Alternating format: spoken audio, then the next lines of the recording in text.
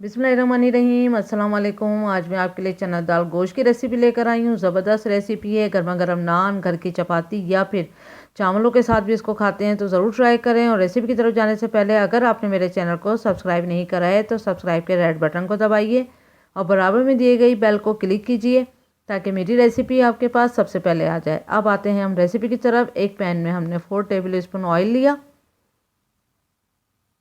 फिर थोड़ा सा हमने इसमें होल साबुत गरम मसाला डालना है, जैसे कि 1 तेज़पत्ता, 1 बड़ी काली इलायची, 2 हरी इलायची,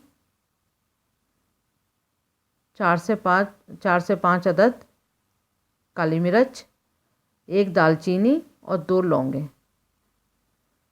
चंद सेकंड हमने इसको फ्राई करना है, बस 5 से 10 सेकंड के लिए हमने इसको फ्राई करा। फिर हमने इसमें मीडियम साइज़ की 1 प्याज डाल देंगे बारीक काट के। ब्राउन होने तक हमने इसको फ्राई करना है।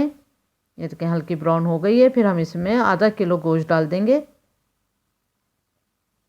ये मटन है, आप किसी में भी बना सकते हैं। फिर हम इसमें लहसुन अदरक डाल देंगे 2 टेबल स्पून पिसा हुआ। लहसुन अदरक डालने के बाद हमने इसको तकरीबन 1 मिनट तक फ्राई करना है। पहले हमने गोश्त को अच्छे से फ्राई करना है 1 मिनट तक, ताकि वो अच्छे से उसकी स्मेल वगैरह चली जाए और कलर चेंज हो जाए। फिर हम इसमें लहसुन अदरक डालेंगे। लहसुन अदरक भी फ्राई करके फिर मसाले 1 टीस्पून नमक जाएगा, लाल मिर्चों का पाउडर 1 टीस्पून, हल्दी पाउडर 1/2 टीस्पून, धनिया पाउडर 1 टेबल स्पून। ये सारे मसाले इसमें डाल के इसको भी हमने चंद सेकंड फ्राई करना है। तकरीबन 50 से 60 सेकंड भी हम इसको मसालों के साथ भी गोश्त को फ्राई करेंगे।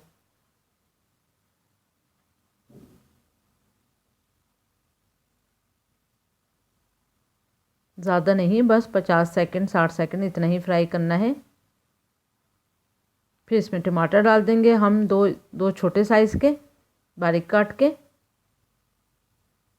बस अब हम इसमें पानी डालेंगे ताकि गोश्त गल जाए। फुल गोश्त नहीं गलाना है, बस थोड़ा ही गलाना है, ताकि कुछ जो है वो दालों के साथ भी ये गलेगा। तो यहाँ मैं 15-20 मिनट के लिए इसको ढक के छोड़ दूँगी मीडियम आंच पे, ताकि गोश्त जो है वो गल जाए। उसी में टमाटर भी गल जाएंगे। आप प्रेशर कुकर का भी इस्तेमाल कर सकते हैं, लेकिन मैं कुकर का इस्तेमाल नहीं करती हूँ, तो उसमें भी आप बना सकते हैं। तो यहाँ पर 20 मिनट गुजर चुके हैं। गोश्त पूरा नहीं गला है, थोड़ा गला है। तो अब इसमें हम दालें डाल देंगे। तो मसूर दाल डालेंगे इसमें 2 टेबल स्पून,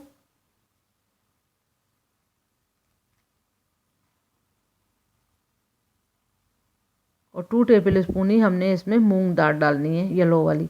तो ये दोनों दालों के कम्बिनेशन से आप बनाइएगा चने के दाल गोश्त, तो बहुत ज़बरदस्त आएगा। एक बार इस तरह ट्राई करिएगा, आपको अच्छा लगेगा।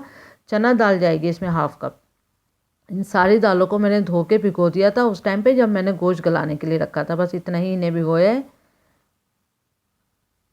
अब हम इसमें 3 कप के बराबर पानी डाल देंगे ताकि गोश्त भी पूरा गल जाए और दालें भी गल जाएं। अब मीडियम टू लो फ्लेम पे हम इसको छोड़ देंगे एक बॉयल आने के बाद। देखें बस आधा घंटा गुजर चुका है, गोश्त भी गल चुका है, दालें भी देखें अच्छे से मिक्स हो गई हैं। अब थोड़ा थोड़ा सा हमने इसको घोटना है। अगर आपके पास थोड़ा सा घोटने वाला है तो आप कर लें, लेकिन ज़्यादा नहीं घोटना है, बस थोड़ा थोड़ा सा, कुछ साबुत कुछ मैश दाल होनी चाहिए। तो अगर इस तरह से आप करेंगे इसको फ्राई, तो ये अच्छे से खुद ही घुट जाएगी।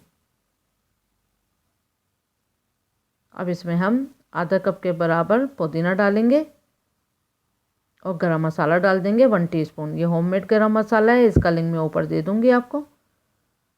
ये 1 टीस्पून गया है गरम मसाला। इसको अच्छे से मिक्स कर दें। अब इसको ढक के हम हरी मिर्ची भी जाएगी इसमें, 3 से 4 हरी मिर्च जाएगी। इसको भी थोड़ा सा मिक्स करते हैं ताकि फ्लेवर आपस में सब मिक्स हो जाए। बस अब इसको हम ढक के साइड में करते हैं। इसका तड़का रेडी करेंगे। उसके लिए हमने 5 टेबल स्पून ऑयल डाला। फिर इसमें हम प्याज डालेंगे एक छोटे साइज़ की बारीक काट के। थोड़ा सा प्याज फ्राई हो जाए, जब हल्की गोल्डन होने लगेगी, तो फिर हम इसमें 1 टेबल स्पून ज़ीरा डालेंगे और गोल वाली साबुत मिर्च और लाल वाली जो मिर्च होती है वो डालेंगे 3 से 4 अदद। अब अच्छा गोल्डन प्याज हो जाए, फिर हम इसका तड़का उस पर दाल में देंगे। बस जस्ट रेडी हो चुकी है। इसको इसमें डाल देंगे। तो ज़बरदस्त सा दाल गोश्त रेडी है। तो इस तरह से मेरे स्टाइल में बनाइएगा एक बार, तो आपको अच्छी लगेगी। अब थोड़ा 5 मिनट ढक के छोड़ देंगे, फिर डिश आउट करेंगे। तो ज़रूर ट्राई करें। उम्मीद करती हूँ आपको ये रेसिपी ज़रूर पसंद आएगी। Thank you for watching. Like करें, सब्सक्राइब करें, शेयर करें। अल्लाह हाफिज़।